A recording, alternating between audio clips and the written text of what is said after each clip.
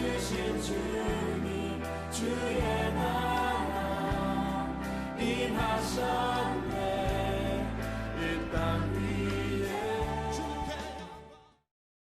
우리는 이 로마서라는 책을 통해서 구원받는 믿음이 도대체 무엇인지, 구원받는 믿음을 소유한 자들은 어떤 삶을 살아가야 하는지를, 어떤 열매를 맺어야 하는지를 우리가 그동안 정리를 한 바 있습니다. 이런 로마서의 결론이 로마서 15장 13절입니다. 이 15장 13절, 소망의 하나님이 모든 기쁨과 평강을 믿음 안에서 너희에게 충만하게 하사 성령의 능력으로 소망이 넘치게 하시기를 원하노라. 이 말씀이 사실 본론의 끝부분입니다.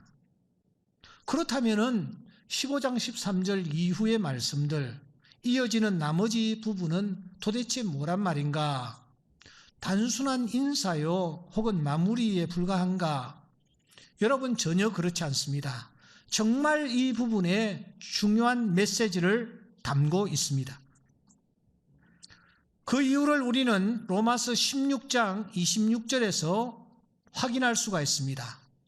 16장 26절에 보시면 영원하신 하나님의 명령과 그 신비의 계시를 따라 쓰여진 복음이 이 편지라고 그가 말하고 있습니다. 무슨 뜻입니까? 이 편지는 단순한 개인의 편지가 아니라는 것입니다. 성령께서 바울 사도를 감동감화시키시사 신비의 계시를 보여주셨고 영원하신 하나님이 명령하셔서 쓰여진 편지가 로마서라는 것입니다. 다시 말하면 이 편지는 성령의 감동으로 쓰여진, 저자가 성령 하나님이시며 그러기에 이 말씀은 성경이요 더 나아가 생명책임을 오늘 우리들에게 보여주는 것입니다. 그 생명책에 30명이 훨씬 넘는 사람들의 이름이 여러분 빼곡히 기록되어 있지 않습니까? 그냥 넘어가도 될까요? 그냥 이 부분은 그냥 우리가 정리를 아무것도 아니다라고 그냥 스치고 지나가도 될까요? 이것이 의미하는 바는 그렇다면 무엇일까요? 오늘 여러분들과 함께 마지막으로 나누어야 할 중요한 주제입니다. 설령 지난 31번의 설교의 내용을 잘 기억하지 못한다 할지라도 오늘 이 예배에 참석한 사랑하는 성도 여러분, 오늘 이 말씀이 로마서 전체의 총결론입니다. 그러므로 우리가 오늘 이 말씀에 만일 집중한다면 구원받은 자는 이렇게 살아야 하는구나, 나에게 이런 모습이 있는가 하는 질문을 스스로에게 던지면서 나도 이렇게 살아가야 되겠다라는 새로운 결단과 각오가 모두에게 새로워지는 귀한 시간 될 수 있기를 주의 이름으로 축원합니다. 바울은 빌립보스에서 이렇게 말하고 있죠. 글레멘드와 그 외에 나의 동역자들을 도우라. 그 이름들이 생명책에 있느니라. 바울이 글레멘드라는 사람을 언급하면서 이 이름이 생명책에 기록되어 있다라고 증언합니다. 바로 그 바울이 오늘 16장에 보십시오. 여러 사람들의 이름을 기록하고 있지 않습니까? 그렇다면 이것을 어떻게 이해해야 되나요? 이들의 이름이 또한 마찬가지로 생명책에 기록되어 있는 자들이라고 보면 어떨까요? 여러분, 생명책에 그 이름이 기록된 것, 왜 이렇게 중요할까요? 요한은 계시록에서 이렇게 말합니다. 누구든지 생명책에 기록되지 못한 자는 불못에 던져지더라. 오직 어린 양의 생명책에 기록되던 자들만 천국에 들어가리라. 그러므로 생명책에 내 이름이 기록되어 있느냐, 기록되어지지 않느냐는 너무너무 중요합니다. 그런데 이 로마서 16장에 지금 기록된 이 성도들, 이 사람들은 생명책에 그 이름이 기록된 자들입니다. 구원받은 자들이라는 말입니다. 그러면은 이들의 공통점이 도대체 무엇입니까? 이들의 특징이 도대체 무엇입니까? 여러분, 이 16장을 쭉 살펴보시면 이들의 이름과 함께 연속적으로 언급되는 단어가 하나 있습니다. 그게 뭘까요? 연속적으로 언급되는 단어가 하나 있습니다. 그것이 바로 문안이라는 단어입니다.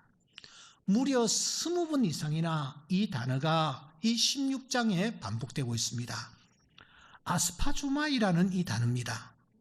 이 문안으로 번역되어 있는데 이 단어의 뜻은 단순히 안부를 묻는다 혹은 연락을 취한다 하는 정도가 아닙니다. 이 아스파조마이라는 단어는 끌어들이다. 내가 그냥 잡아당기는 거예요. 더 나아가 포옹하다, 환대하다 이런 뜻으로 풀이가 됩니다. 한 걸음 더 나아가 이 아스파조마이라는 단어는 그 사람을 내 내리에 새긴다, 내 마음에 받아들인다 하는 뜻을 담고 있습니다. 단순히 그 사람에게 연락 취하고 카톡하고 그런 게 아니라, 만나서 밥 한 끼 먹고 그게 아니라, 연락을 주고받는 정도가 아니라 그 사람을 내 내리에 내 마음에 받아들인다. 이게 아스파조마입니다. 이런 자세와 이런 마음을 가진 자들이라는 것입니다. 그러니까 여러분, 구원받은 자들, 생명책에 그 이름이 기록된 자들은 문안, 즉 아스파조마이가 있는 자들이다. 그렇게 정리가 됩니다. 그런데 바울은 이 문안이 있는 자들을 다시 두 부류로 나누고 있습니다. 16장을 한번 보십시오. 1절부터 16절까지 사람들의 이름이 막 열거가 되고 있죠. 그러다가 잠시 호흡을 가다듬은 후에 21절, 오늘 우리가 읽은 본문 그 이하에 보시면 또 사람들이 또 등장하는 것을 볼 수가 있습니다. 그러니까 1절부터 16절에 한 부류가 등장하고, 그리고 21절 이하에 한 부류가 등장하는 것을 볼 수 있습니다. 그러면 먼저 앞부분에 나오는 이 부류는 어떤 자들입니까? 우리가 지난 시간에 생각했습니다. 거기에 보니까 베베도 있고, 또 브리스가와 아굴라라는 사람도 있고, 더 나아가 루포와 그의 어머니도 거기에 있는 것을 우리가 확인한 바 있습니다. 이들은 어떤 사람들이었습니까? 이들은 정말 신실한 믿음의 일꾼들이었습니다. 그런데 이들만 있었습니까? 아닙니다. 여러분, 여러 사람들이 더 언급되는 것을 볼 수 있습니다. 그 가운데서 특별히 5절에 보시면 에베네도라는 사람이 있습니다. 에베네도, 16장 5절에 보면은 그는 아시아에서 처음 익은 열매니라라고 말하고 있습니다. 처음 익은 열매. 여러분, 언제나 처음 읽는다라는 것은 정말 쉬운 일이 아닙니다. 예수를 우리 집안에서 처음 믿는다, 우리 가정에서 처음 믿는다, 이게 쉬운 일이 아닙니다. 우리나라에서 양반들이 모인 곳이 저 안동이라는 동네입니다. 그 안동의 권씨가 아주 유명합니다. 여러분, 권씨 가문에서 처음 예수 믿는다, 이건 순교를 각오해야 합니다. 그 집안에서 쫓겨날 각오를 해야 합니다. 이와 같이 여러분, 처음 익은 열매는 중요한 것입니다. 그래서 하나님께서는 제일 먼저 처음 익은 열매를 우리에게 요구하시는 것을 볼 수가 있습니다. 에스겔서 20장 40절 말씀해 보시면 주 여호와의 말씀이니라, 내가 거기서 너희가 드리는 첫 열매를 요구하리라. 제일 처음 익은 열매, 하나님께서 귀하게 보신다라는 뜻입니다. 고린도전서 15장 20절에 보시면 예수님을 잠자는 자들의 첫 열매라고 말씀을 하시는 것입니다. 에베네도는 첫 열매였습니다. 가장 귀한 열매였습니다. 그런데 그 에베네도가 지금 무엇을 받고 있습니까? 다시 16장 5절에 보시면 내가 사랑하는 에베네도에게 문안하라, 그렇게 말하고 있습니다. 여러분, 에베네도가 문안을 받고 있단 말입니다. 바울과 고린도 교회 성도들로부터 이 에베네도라는 처음 익은 열매가 문안을 받고 있는 것입니다. 에베네도는 문안을 받는 사람이었습니다. 문안을 받으면서 믿음 생활을 했습니다. 6절에 보시면 마리아도 그러했습니다. 16장 6절에 보시면 너희를 위하여 많이 수고한 마리아라고 말하고 있습니다. 여러분, 마리아가 도대체 누구일까요? 성경에 보면은 마리아라는 이름이 참 많이 등장합니다. 왜 그랬느냐? 그 당시 유대 사회에서는 전설이 하나 내려오고 있었습니다. 메시아가 탄생하는데 그 메시아는 마리아라는 이름을 가진 여성을 통해서 탄생하실 것이다. 그래서 딸을 낳았을 경우에 대부분의 부모들은 자기 딸에게 마리아라는 이름을 붙여주었습니다. 그래서 성경에 마리아가 많은 것입니다. 여기 등장하는 이 마리아는 누구일까요? 도대체 누구였을까요? 우리가 알 길이 없으나 여기에 이 마리아는 분에 넘치도록 많이 수고한 그런 귀한 자매였던 것을 우리가 볼 수 있습니다. 고린도 교회 성도들처럼 이 마리아는 인색하지 않았습니다. 억지로 하지 않았습니다. 에베소 교회 성도들처럼 눈가림으로 교회를 섬기지 않았습니다. 골로새 교회 성도들처럼 사람 앞에서 알짱거리지 않았습니다. 여러분, 이렇게 많이 수고했던 마리아가 지금 무엇을 받고 있습니까? 오늘 본문에 보시면 문안을 받고 있는 것을 볼 수 있습니다. 최고의 찬사를 들으며 문안을 받고 있단 말입니다. 7절에 보시면 안드로니고와 유니아도 그러합니다. 여러분, 7절에 보시면 안드로니고가 유니아가 등장하는데 이 사람을 바울은 내 친척이라고 말합니다. 함께 갇혔던 사람이라고 말을 합니다. 또한 나보다 먼저 그리스도 안에 있었던 자라고 말하고 있습니다. 학자들은 이 두 사람이 부부였을 것이라고 그렇게 보고 있습니다. 이들은 특별히 바울의 친척이었습니다. 친척은 그 사람에 대해서 잘 알고 있습니다. 제가 이렇게 강단에서 말씀을 전하는데 제일 은혜 받지 못하는 사람이 누구냐? 누구인 것 같아요? 예? 제 아내입니다. 제 아내가 제일 은혜를 받지 못해요. 이유는 나에 대해서 너무너무 잘 알고 있기 때문입니다. 그래서 예수님도 이렇게 말씀하셨습니다. 선지자가 고향에서 환영을 받는 자가 없다고요. 왜? 다 알고 있기 때문에. 그 아버지 목수 요셉 아니냐?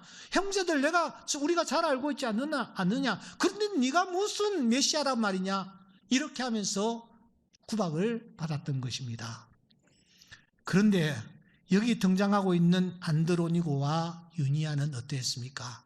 바울의 친척이면서도 바울의 인간적인 면을 본 것이 아니라 바울 사도가 사역을 위하여 진력하는 그 하루하루의 삶을 보면서 최선을 다하여 함께하였고 옥에 갇힐 때 같이 갇히는 일까지 감당했습니다. 여러분, 그런데 이 부부가 지금 무엇을 받고 있습니까? 무엇을 받고 있습니까? 문안을 받고 있습니다. 안드로니고와 유니아의 헌신과 수고를 기억했던 바울이 이 부부에게 문안을 하고 있는 것을 볼 수 있습니다. 그렇다면 이들의 공통점이 도대체 무엇입니까? 베베와 브리스가와 아굴라와 루포와 그의 어머니와 에베네도와 마리아와 안드로니고와 유니아의 공통점이 도대체 무엇입니까? 이 사람들의 공통점은 하나입니다. 그것은 문안을 받고 있다라는 것입니다. 누군가로부터 문안을 받고 있는 것입니다. 예외 없이 문안을 받고 있다라는 것입니다. 생명책에 그 이름이 기록된 자, 더 나아가 구원받은 자에게 나타나는 중요한 표징 중에 하나가 그 사람이 수고하고 애쓴 것에 대하여 그 누군가가 격려해주고 문안을 해주고 있다는 것입니다. 이것이 구원받은 자에게 나타나는 중요한 징표입니다. 여러분들을 향하여 누군가가 문안을 해오고 있습니까? 여러분들은 문안을 받고 있습니까? 베베처럼 말입니다. 브리스가와 아굴라처럼 말입니다. 루포와 그의 어머니처럼 말입니다. 에베네도처럼 말입니다. 안드로니고와 유니아처럼 말입니다. 마리아처럼 말입니다. 문안을 여러분 받고 있습니까? 그 다음에 오늘 본문입니다. 후반부에 등장하고 있는 이 사람들은 어떤 자들이었습니까? 이 사람들은 지금 고린도에 있습니다. 바울과 함께 있습니다. 바울의 복음 사역에 함께 진력하고 있단 말입니다. 구체적으로 누구였습니까? 디모데를 위시하여 8명이 등장합니다. 그 중에서 3사람만 역시 우리가 한번 나누어 보겠습니다. 제일 먼저 이 디모데입니다. 디모데는 어떤 사람이었습니까? 원래 그는 유스드라 출신입니다. 아버지는 헬라인, 그러나 우리는 그의 어머니 유니게와 외할머니 로이스를 더 기억하고 있습니다. 어머니의 신앙, 할머니의 신앙을 잘 이어받았던 이 디모데는 참으로 훌륭한 일꾼이었습니다. 특별히 바울 사도의 제자로서 바울 사도의 그 믿음과 성품을 쫓아서 최선을 다하여 믿음의 경주를 경주하며 복음 사역을 감당했던 자입니다. 그래서 오늘 성경 말씀에 보시면 바울은 디모데를 나의 동력자라고 부르는 것입니다. 여러분, 이 디모데가 무엇을 하고 있습니까? 오늘 본문에 보시면 이 디모데가 문안을 하고 있는 것입니다. 로마 교회 성도들에게 문안을 하고 있는 것입니다. 문안을 하는 것이 곧 믿음 생활이요, 신앙 생활의 핵심임을 오늘 우리에게 보여주는 것입니다. 바울 사도는 디모데는 복음을 위하여 부름을 받은 자입니다. 그런데 복음을 전하면서 이 디모데는 문안하는 이 일을 매우 중요하게 생각하고, 나의 동력자 디모데가 너에게 문안하느니라, 문안을 하는 하루하루의 삶을 살아가고 있는 것입니다. 바로 이것이 신앙생활이요, 하나님께서 원하는 것이라는 사실을 그가 우리에게 보여주는 것입니다. 두 번째, 드디오라는 사람이 22절에 등장합니다. 로마서는 누가 기록을 했습니까? 바울이 기록했습니까? 아닙니다. 오늘 성경에 등장하는 이 드디오라는 사람이 기록을 했습니다. 드디오가 이 편지를 쓴 이유는 무엇이었을까요? 당시 가죽이나 파피루스에 글을 써야 하는데 전문적인 기술을 요했습니다. 그래서 전문적인 기술을 가진 이 드디오라는 사람으로 하여금 이 로마서를 좀 나 대신 써달라고 바울이 부탁을 하지 않았나 싶습니다. 그러나 그보다 더 중요한 이유가 있다고 저는 생각합니다. 그것은 이 드디오가 너무너무 신실하고 너무너무 정직했기 때문이라는 것입니다. 그래서 바울은 이 드디오를 대필자로 불러서 수고해 달라고 부탁한 것입니다. 그런데 그 드디오는 이 바울을 실망시키지 않았습니다. 마치 연필처럼, 붓처럼, 그림자처럼 자기의 뜻이 아니라 바울의 뜻을, 바울의 생각을 그가 이 편지 속에 담아 로마서를 써나간 것입니다. 수개월이 걸렸으리라고 생각합니다. 그 긴 기간 동안 이 사역을 충실하게 감당했습니다. 하지만 그는 그들먹거리지 않습니다. 새를 가시하지도 않습니다. 한 번도 자기를 내세우지 않습니다. 그러자 마지막 순간 문안을 전하는 시간이 되었습니다. 그때 그는 자기를 잠시 드러냅니다. 여러분 22절을 주목하십시오. 이 편지를 기록하는 나 드디오도 주 안에서 너희에게 문안을 하노라. 드디오가 지금까지 무엇을 해왔습니까? 바울을 대신하여 성경을 기록하고 있었습니다. 그런데 문안을 전해야 할 시간이 다가오자 드디오는 문안을 하는 일에 빠져서는 되지 않는다 하는 그런 사실 때문에 그가 문안을 하는 것입니다. 문안을 하는 건 이것이 중요하다라는 것입니다. 성경을 기록하는 것만큼 중요하다라는 것입니다. 믿음 생활에 문안을 하는 것이 정말 중요하다라는 것을 드디어가 우리에게 보여주는 것입니다. 또 한 사람 가이오가 등장합니다. 여러분 23절 말씀입니다. 가이오는 어떤 사람입니까? 가이오, 고린도전서 1장 14절에 그리스도와 가이오 외에는 내가 세례를 베풀지 아니했다, 그런 말이 있습니다. 바울 사도가 사역하면서 유일하게 두 사람에게 세례를 베풀었는데 한 사람은 그리스도였고 한 사람이 가이오였습니다. 그만큼 가이오는 중요한 사람이었습니다. 이 가이오가 많은 사람들에게 사랑을 받습니다. 축복을 받습니다. 특별히 요한 3서 1장 1절 이하에 보시면 장로인 나는 사랑하는 가이오 곧 내가 참으로 사랑하는 자에게 편지하노라. 그리고 이어지는 말씀 우리 다 같이 한번 읽겠습니다. 시작. 사랑하는 자여 내 영혼이 잘된 같이 내가 범사에 잘되고 강건하기를 내가 간구하노라. 아멘. 오늘 이 예배에 참석하신 사랑하는 성도 여러분, 코로나를 뚫고 예배에 참석하여 하나님을 예배하는 사랑하는 여러분, 여러분들에게 이 세 가지 축복이 하늘로부터 넘치는 시간 되기를 주의 이름으로 축원합니다. 여러분들의 영혼이 잘 되실 수 있기를 주의 이름으로 축원합니다. 여러분들이 금년도에 계획하는 모든 범사가 잘 되실 수 있기를 주의 이름으로 축원합니다. 특별히 건강 때문에 힘들어하는 분들 계십니다. 본인뿐만 아니라 자녀가 건강 때문에 힘들어하는 분들 많이 계시는데 여러분들 가정과 자녀들에게 건강의 축복이 있을 수 있기를 주의 이름으로 축원합니다. 사랑하는 자여 내 영혼이 잘됨과 같이 내가 범사에 잘되고 강건하기를 내가 간구하노라.